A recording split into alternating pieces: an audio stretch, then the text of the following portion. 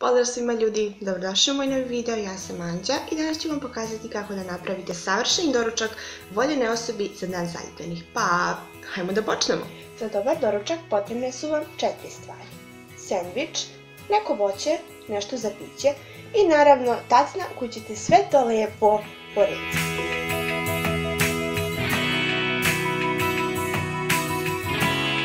Mi ćemo praviti sendvič.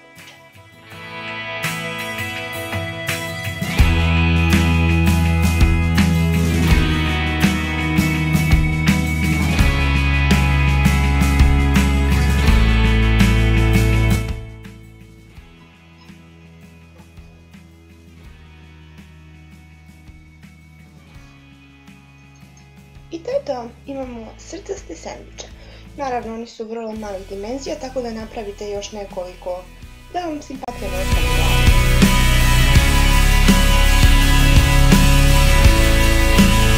Sljedeći na trpezi je voće, u mom slučaju banane, tako da ćemo napraviti jedan ražnjić od banana.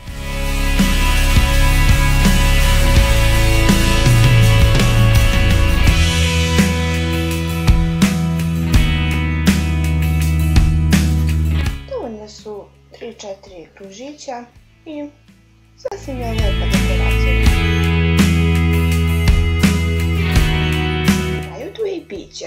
Limunada je odličan izbor, samo što ćemo malo da je ulepšamo koristeći crvenu boju za kolače. Jednostavno sipat ćemo par kapljica i to je to.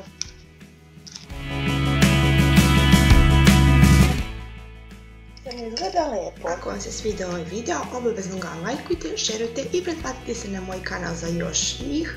A mi se vidimo u nekom sljedećem. Ćao!